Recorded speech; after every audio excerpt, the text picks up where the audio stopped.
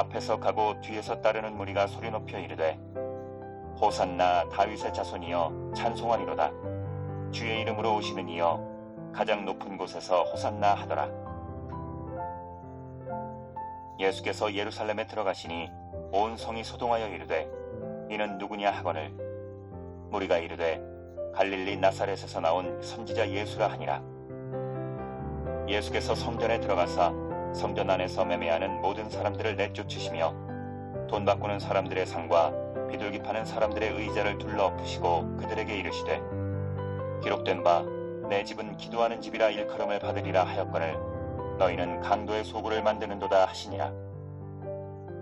맹인과 저는 자들이 성전에서 예수께 나오매 고쳐주시니 대제사장들과 서기관들이 예수께서 하시는 이상한 일과 또 성전에서 소리질러 호산나 다윗의 자손이여 하는 어린이들을 보고 노하여 예수께 말하되 그들이 하는 말을 듣느냐. 예수께서 이르시되 그렇다. 어린아기와 젖먹이들의 입에서 나오는 찬미를 온전하게 하셨나이다 함을 너희가 읽어본 일이 없느냐 하시고 그들을 떠나 성 밖으로 베다니에 가서 거기서 유하시니라. 어, 2005년부터 이곳에서 청년부 생활을 했고요. 그리고 신학교에 2011년에 입학해서 2011년 말까지 중부교회에서 청년부 생활하다가 전도사로 또 목사로 사역했고요.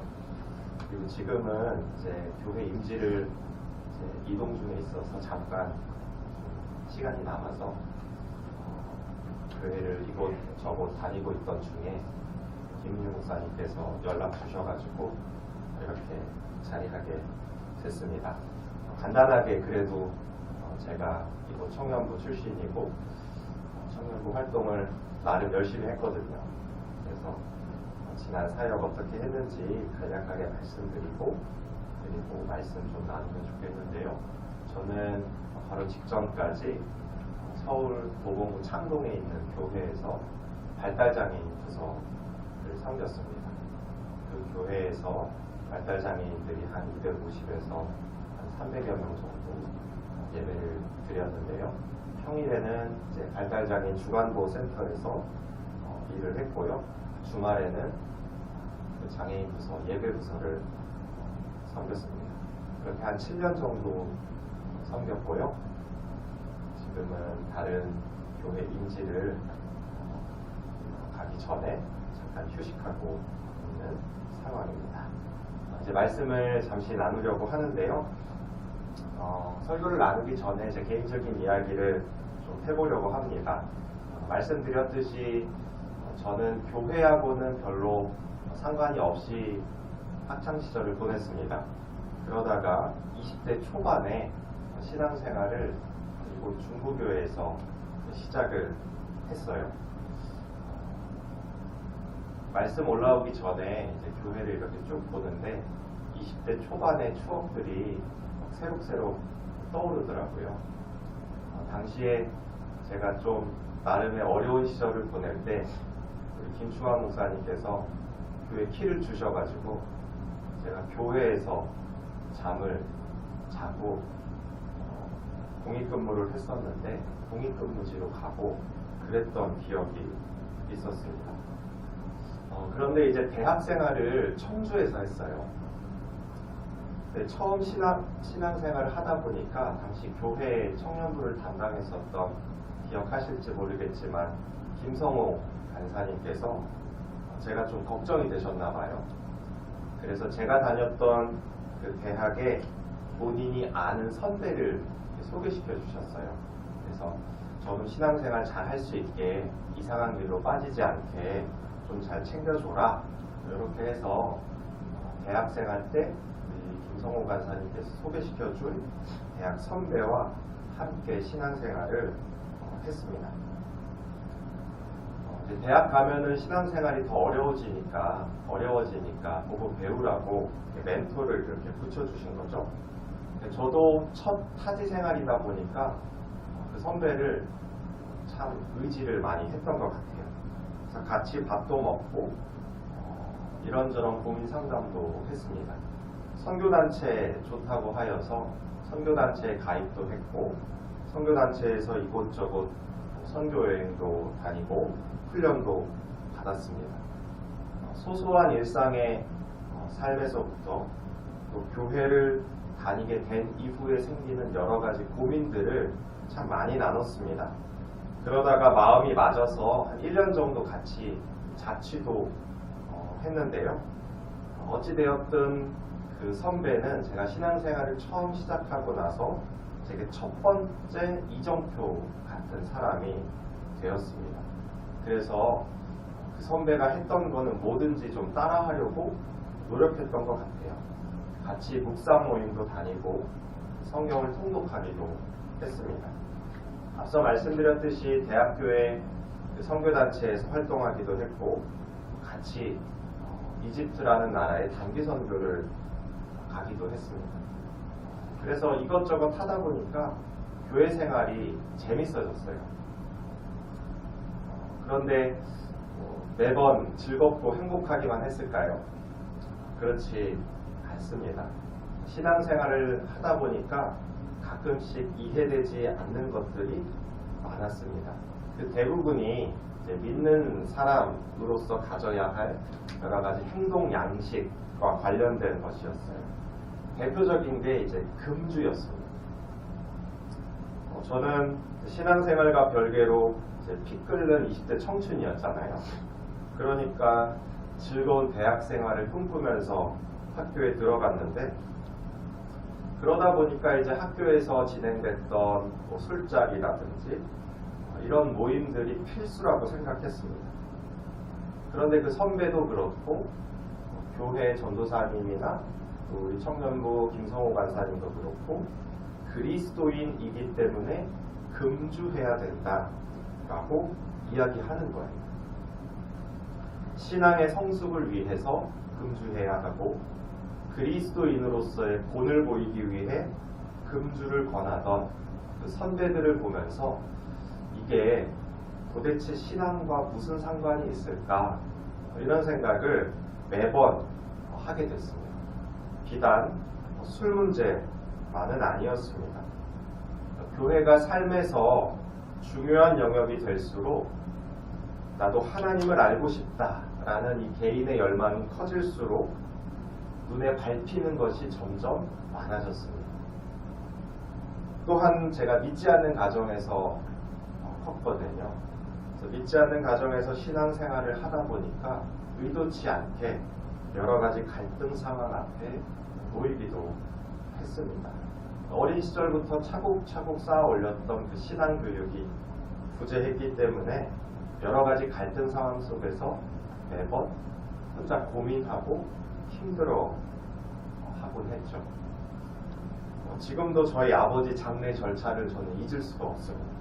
저희 아버지가 2013년 11월에 돌아가셨는데 그때 저희 뒤에 앉아 계시는 김충환 목사님께서 오셔서 예배를 집례해 주셨어요.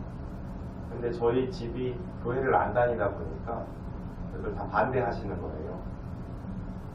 그래서 목사님이랑 스님이랑 같이 장례 예배와 예불을 집례하는 보기 드문 광경이 펼쳐지기도 했습니다. 이렇게 신앙의 배경이 없던 저였기 때문에 작은 언어 습관에서부터 친구나 지인, 또 친지, 가족을 포함한 모든 인간관계까지 더 나아가서 제가 가지고 있던 인생의 신념이나 가치관에 이르기까지 모든 것이 새로웠고 또 모든 것에 부딪히고는 했습니다. 그러다 보니까 이런 생각을 매번 했어요. 이게 맞는 걸까? 잘하고 있다라고 말해주는 가족이 없다 보니까 내가 잘하고 있는 걸까? 내가 이렇게 신앙생활 하는 게 맞는 걸까? 이런 질문들을 매번 하곤 했습니다. 그래서 제 첫 번째 신앙, 그 신앙의 여정은 갈등과 고민이라는 단어로 설명해 볼 수 있을 것 같아요. 오늘 본문을 보더라도 10여 년 전 저와 비슷한 상황에 놓인 사람들이 등장합니다. 나와 점점 가까워지는 예수님을 바라보면서 이 성경 속 인물들이 갈등하고 있기 때문입니다. 이 시간에 예루살렘에 입성하시는 예수님의 그 입성 여정을 살펴보고 예수님께서 내 삶에 찾아오신다는 것은 무슨 의미인지 특별히 대림절에 함께 고민하는 시간 되기를 소망합니다. 본문을 좀 차분하게 차근차근 살펴보려고 하는데요. 본문을 보면 먼저 예수님께서 예루살렘에 가까이 다가가십니다. 마태복음 21장 1절인데요. 우리 다 같이 한번 읽어보도록 하겠습니다. 마태복음 21장 1절입니다. 시작.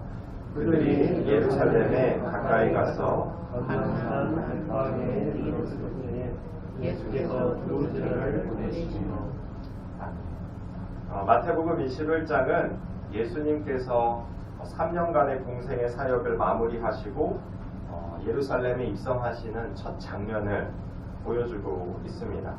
예수님 주변에 누가 있죠? 예수님 주변에는 제자들이 있었고요. 그리고 여리고에서부터 동행한 사람들이 있었습니다. 성경은 이 사람들을 가리켜서 큰 무리라고 표현하고 있어요. 그 수를 정확히 알 수는 없지만 꽤 많은 수의 사람들이 예수님 곁을 이제 따라다녔다라고 볼 수 있습니다. 이 큰 무리라는 표현을 마태복음 21장 8절을 보면 군중이라고 표현하고 있습니다. 국어사전을 살펴보면 한 곳에 모인 수많은 사람들이라고 말해주고 있습니다. 그 수많은 사람들에 둘러싸여서 예수님은 미리 준비된 나귀를 타시고 예루살렘으로 향하고 계십니다. 자, 그렇다면 그 예수님의 입성 행렬의 분위기는 어땠을까요? 마태복음 20장 17절에서 19절까지를 보면 예수님께서 세 번째로 십자가에서 내가 고난당하실 것을 예고하십니다. 쉽게 말해서 예루살렘 입성길이 예수님의 고난길이었던 셈입니다. 자, 그런데 예수님의 입성 행렬의 분위기는 어떠했습니까? 비통하고 침울했을까요? 그렇지 않습니다. 그 앞에 나와 있는 마태복음 21장 8절에서 9절 말씀, 이 말씀도 우리 다 같이 한번 읽어봤으면 좋겠습니다. 8절과 9절입니다. 시작. 무리의 대다수는 그들의 옷을 내려고 다른 이들은 나무가지를 펴 내려고 앞에서 가고 뒤에서 따르는 무리가 소리 울며 이르되 호산나 다윗의 자손이여 찬송하리로다. 주의 이름으로 오시는 이여 가장 높은 곳에서 호산나 하라. 자, 우리 당시 상황을 한번 그려봤으면 좋겠습니다. 입성하는 무리들이 있고요. 저 멀리 앞에 예루살렘 성이 보입니다. 그리고 예루살렘 성으로 들어가는 기다란 길이 쫙 펼쳐져 있는 거예요. 그 길의 양 옆에는 많은 수의 사람들이 줄지어 서 있고 우리가 읽었던 8절과 9절의 말씀을 보면 입성하시는 예수님을 어떻게 하고 있죠? 환영하고 있습니다. 저마다 옷을 벗어서 길에 펴고 있고 기다란 나뭇가지를 구해와서 그 길가에 놓아놓기도 했습니다. 마치 영화제 레드카펫 시상식 같은 거예요. 이뿐 아닙니다. 이 절정의 분위기를 보여주는 표현이 나오는데요. 어떤 사람들은 뭐라고 말하냐면 호산나 다윗의 자손이여 찬송하리로다 이렇게 고백합니다. 제가 지금 이렇게 점잖게 말하잖아요. 호산나 다윗의 자손이여. 그런데 아마 이런 분위기는 아니었을 거예요. 소리치며 분위기를 한껏 고조시키고 있습니다. 모르긴 몰라도 우리가 상상을 하면 예수님께서 입성하시는 장면이 꽤나 장관이었을 거예요. 축제 같았을 겁니다. 그런데 이 축제 같았던 환영 인파의 물결, 이 바로 뒤에 정반대의 모습이 그려집니다. 마태복음 21장 10절의 말씀인데요. 이 10절의 말씀도 다 같이 한번 읽어보겠습니다. 시작. 예수께서 예루살렘에 들어가시니 온 성이 소동하여 이르되 이는 누구냐 그거는. 좀 이상하죠. 8절과 9절 보면 바로 앞에 호산나 다윗의 자손이여 찬송하리로다 하면서 마치 시상식 같은 환영 인파의 물결이 넘실거립니다. 그런데 바로 뒷절인 10절을 보면 예수님께서 예루살렘에 들어가실 때 온 성이 소동하였다 라고 말합니다. 그러면서 마치 예수님의 그 존재 자체를 부정하듯이 이렇게 말하는 거예요. 이는 누구냐? 이 사람이 도대체 누구냐? 라고 말하고 있는 겁니다.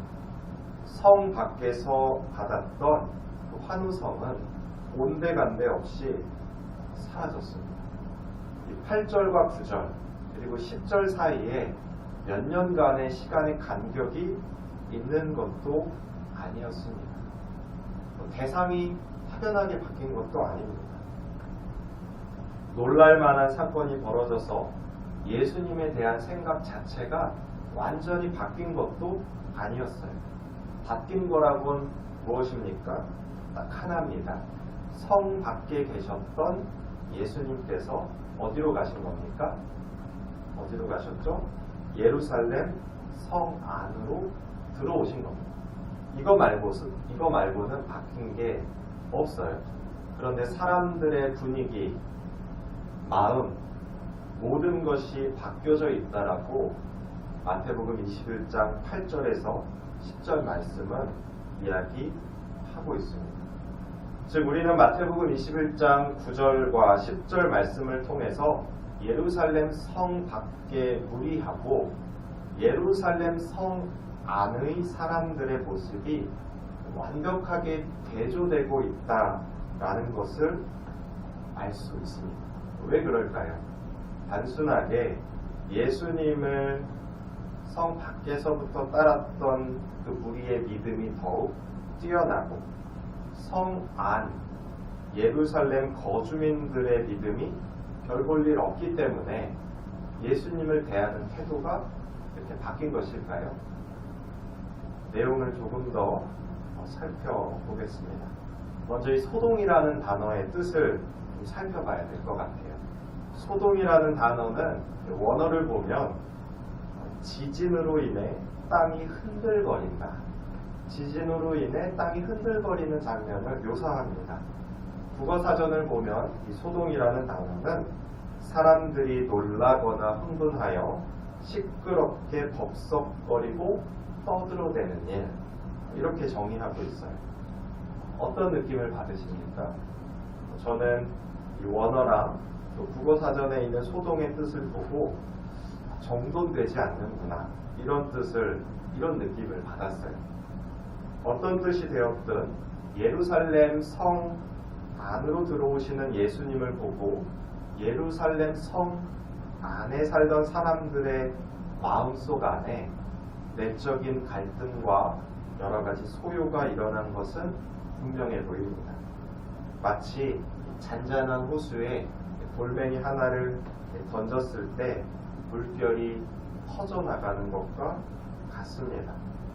그런데 이 소동이라는 단어가 오늘 저희가 살펴본 마태복음 21장 외에 한 군데 더 사용이 돼요. 총 2번 사용된 셈인데요. 어디냐면, 나머지 하나가 어디냐면 마태복음 2장 3절입니다. 마태복음 2장 3절 번거로우시겠지만 한번 찾아보시겠습니다.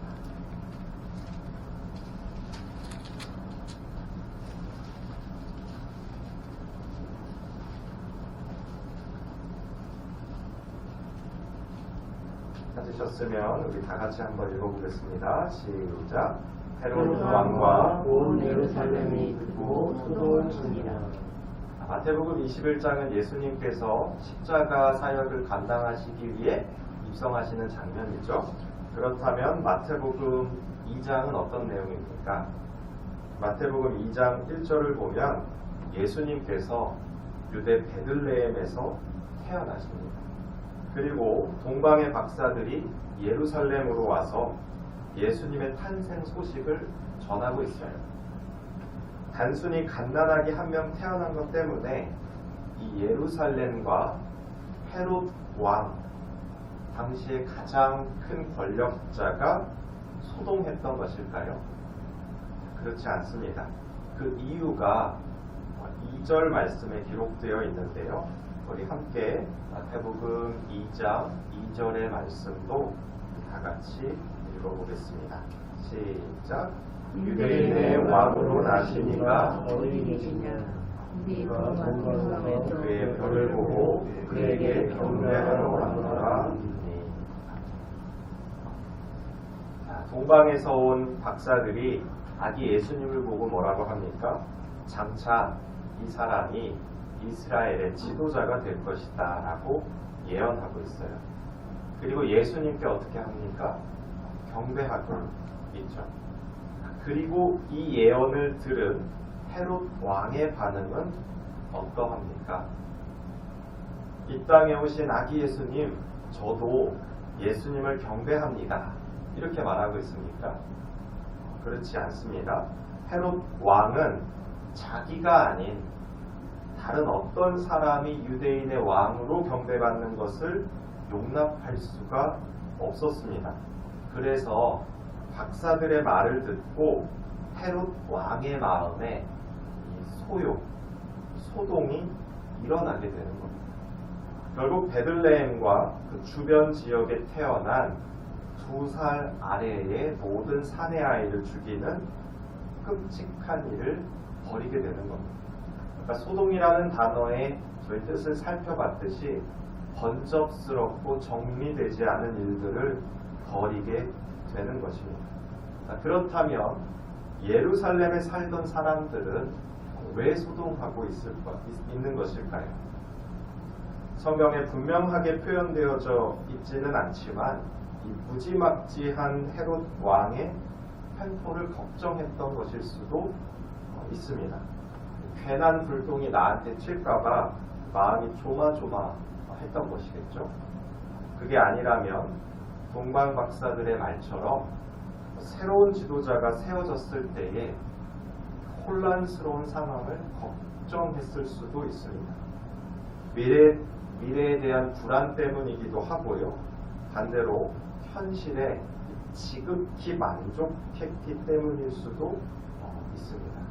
마치 십자가 고난을 눈앞에 둔 예수님께 제자들이 가서 주여, 우리가 여기 있는 것이 더 좋습니다 라고 말했던 것처럼 이 예루살렘 거류민들이 생각했을 수 있는 것이죠. 마태복음 21장에 등장하는 예루살렘 성 안의 사람들도 마찬가지입니다. 앞서 살펴봤듯이 예수님 곁에는 큰 무리들, 추종자들이 있었어요. 그런데 그 모습을 보고 예루살렘 성 안에 있었던 사람들은 전전긍긍했습니다. 혹여나 정치적인 오해를 사지는 않을까? 저 사람 때문에 내가 피해를 받지는 않을까? 이러나 저러나 예루살렘 성 안의 사람들은 예수님께서 본인들의 삶의 자리에 직접 찾아오셨을 때 마음속으로 소동합니다.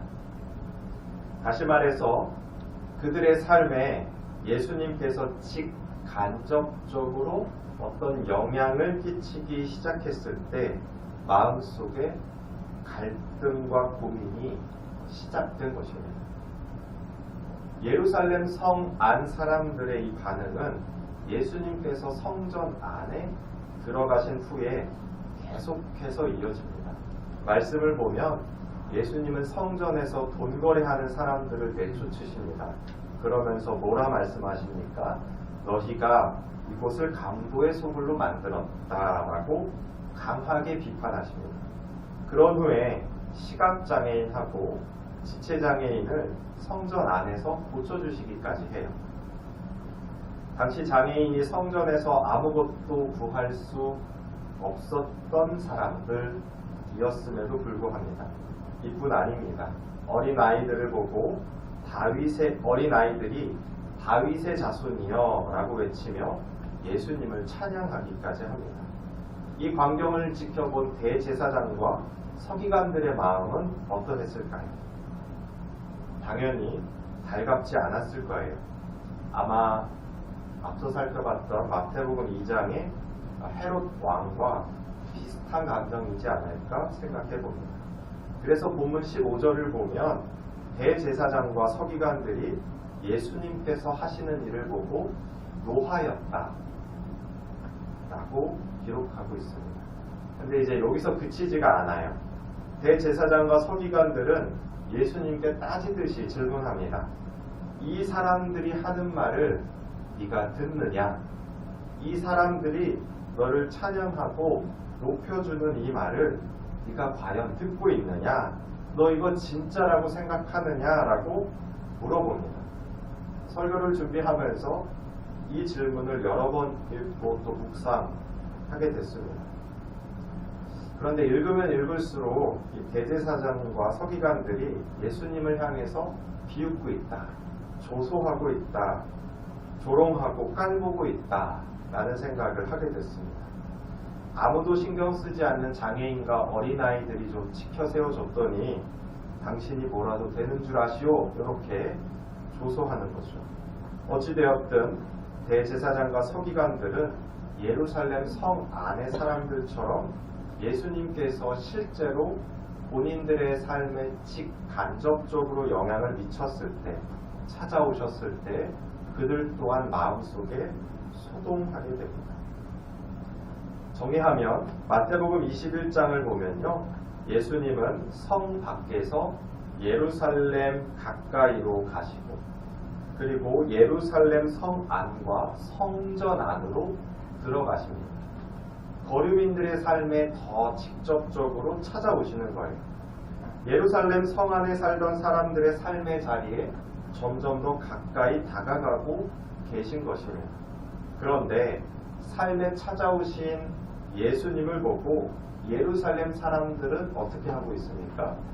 소동하고 있습니다.